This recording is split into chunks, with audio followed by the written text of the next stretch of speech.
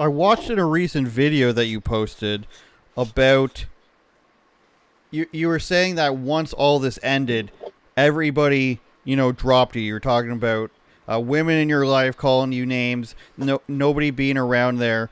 What years was that during, and what was that like? Because for me, I don't see that stuff. All I see is how come this guy who's a really good rapper isn't launched into the spotlight anymore. Kind of tell me what the fallout was from that and why that happened. It wasn't never a fallout. It's just some things that some certain artists do that not, other artists aren't willing to do. I mean, unfortunately, I didn't get that far until where I was approached with a compromising situation or type of a, whatever. Just like, basically what I want to say, once you get to a certain level of success, you have the people from the hierarchy approach you about which direction that you want to go to. If you want to stay a subpar, mid-tier level artist, or you want to become a full-fledged superstar.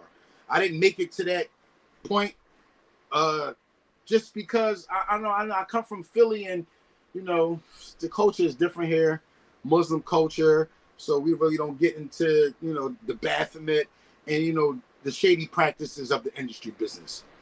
So that's real stuff you're telling me, and I'm not gonna I'm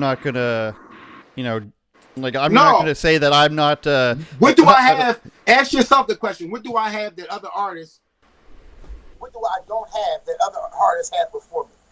For the fact that I'm not traditionally good looking, which plays a big part when you're selling an artist or promoting an artist. Now I have to ask. You mentioned the Baphomet stuff.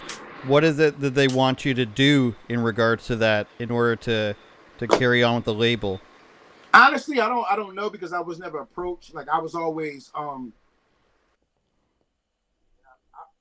was around certain people, and they would pull my coattail, pull me to the side, and kind of explain to me the I would say the steps you would have to take to allow yourself to be approached to enter into that new level.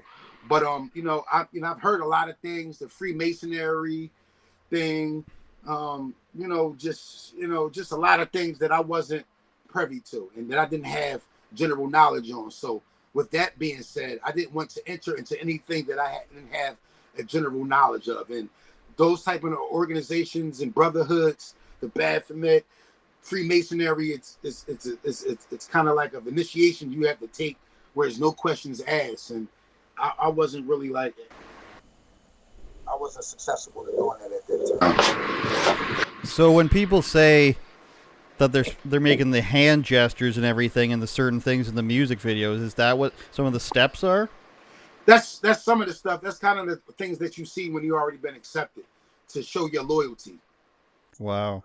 To whatever organization you belong to. But all this shit is kind of evil, and I think it should all go down to a person's talent. I don't think you should have to give up or compromise your sexuality or anything. If you are compliant and you have the talent, I think that it should take. You shouldn't have to sell your soul or give up something, as sacred as